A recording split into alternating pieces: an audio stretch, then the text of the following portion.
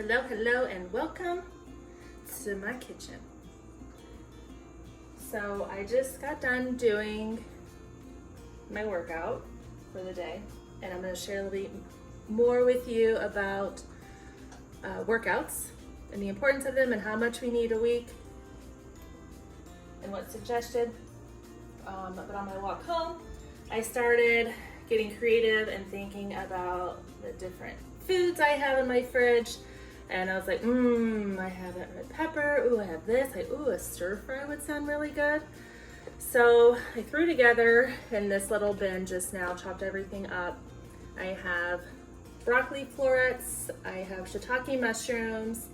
I have shredded carrots, red onion, red bell pepper, zucchini, and apples. I have no idea why I thought of an apple would be really good in this. So I have no idea. This is just what came together. And now then I'm using avocado oil in my pan. And it looks like it's ready. It's nice and hot. And we're gonna pour this in and see how it turns out. Like I said, I have no idea. No idea. See if they're sizzling. Of course, if you want to season it, you can. And I can, and I think I would like to. My traditional is a little bit of salt, pepper. Anytime I use pepper in anything now, I automatically add turmeric, just because it's anti-inflammatory. And yes, I'm opening my microwave to get my spices out. I don't use a microwave for personal reasons, not to make a big deal about. Ooh, probably some garlic powder would be good on here. I already have onion in here, so I don't necessarily need onion. And so just sprinkle a little salt, some pepper. I like pepper. Like I said, anytime I use pepper in typically almost anything, I like to add turmeric. Turmeric needs pepper to be the best metabolized and processed or absorbed in the body. And let's add some garlic powder. Now, I could have taken the time to chop up some fresh garlic, but I didn't want to do that. It's already lunchtime. I'm ready to eat. So we're just going to stir fry this for a little bit. I have never made this before. A lot of things typically I make, I've never made them before. So with exercise, what is recommended from the research and data? This is really pretty. It's like a golden sunset now with the turmeric added. What is recommended is 150 minutes of moderate to intensity workouts a week. So your moderate to intensity level is going to be based upon your makeup, your body, what you're capable of doing, because what is moderate and intense for me might be really moderate to easy for someone else. So you have to, and it's also based upon, heart rate and things like that. So if you're working with a physician or a personal trainer on that stuff, they will be able to help you identify what's moderate to intense for you. 150 minutes of that a week, or 75 minutes of vigorous workout. I'm not in that category. I don't like doing vigorous workouts anymore. I spent half of my life doing that stuff. I'm now good with the moderate to intensity. Take that 150 minutes. You can divide it up any way you want throughout the week. One day you could do 20 minutes of something, another day you could do 40 minutes of something, 45 minutes, one day you spend an hour doing something.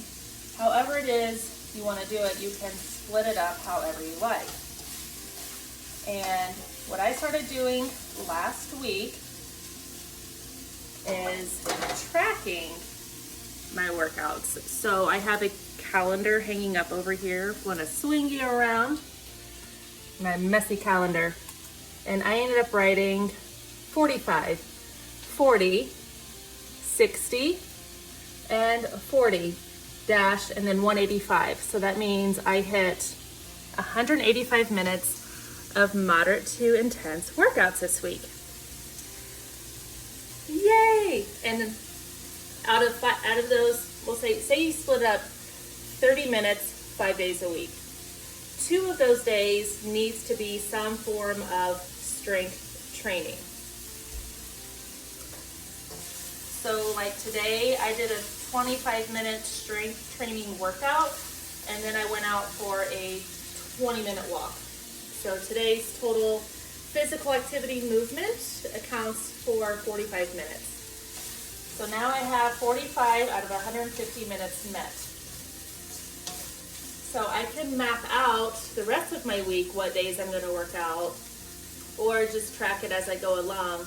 And by the end of the week, I can see where I'm at in my minutes. And if I'm not quite there yet, I can, add it in there. But doing it on my calendar and tracking it really helped to encourage me that, wow, I am actually doing this. I am getting in the recommended amount of exercise needed for adults. So this is for adults, not children. Children probably need, I don't know, they bounce off the walls anyways. They have a lot of energy. But the purpose of getting in physical activity has many huge health benefits. So knowing that we are in a world where diabetes is on the rise, cardiovascular issues, and a lot of that stems from inflammation in our body. And one of the number one culprits of causing inflammation in our body is sugar. And I know we're all tired of hearing it, but it's in our face. It's in everything we consume. And if we are not mindful of it, and if we're not moving our body, it accumulates in our body, and it creates these diseases and these dysfunctions in our body. So exercise helps to metabolize and balance our blood sugar levels in our body.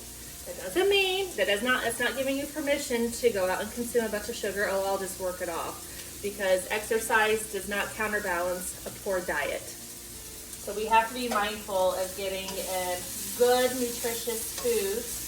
Speaking of which, I'm going to put some sprouted pumpkin seeds in here, because that will be good with it also. Pumpkin seeds are a good source of magnesium, protein, zinc, iron. Yum. So we're going to toss some of these in here, and this is probably about done. Things are looking pretty cooked. And after I get this plated, I will sprinkle it with some nooch. I don't need any cheese today. Had a big fun pizza party with some family members last night. So I'm going to sprinkle that with nooch. And then I'm going to put some sprouts on top of it as well. Sprouts are super good for you. I don't cook these. I just take a pinch handful out, rinse them off, and then sprinkle it on anything I eat or put it in smoothies. So make sure you get in some nutritious foods. Try something new. Be creative in the kitchen. Mess up. Who cares? Try new things and get physical activity in every day. Even if you start with 15 or 20 minutes a day, try for 5 days a week, 15 minutes a day to 20 minutes, some sort of physical activity. Any movement is better than no movement. Even if you are, we'll say, disabled or you're currently injured, can't move, do something. And even visualizing yourself doing something, it could even be like where you're sitting there like in a meditate for 15 minutes, I'm going to exercise. And you could be paralyzed and like physically or mentally take yourself through an exercise routine. That's going to show more improvement than not doing anything at all. It might not be at 80% where someone who's physically doing the activity, but you'll at least get 30% more benefit from that. And I'm kind of making up these numbers just from other studies I've read from when people have done visualization type work, when they've had study groups, when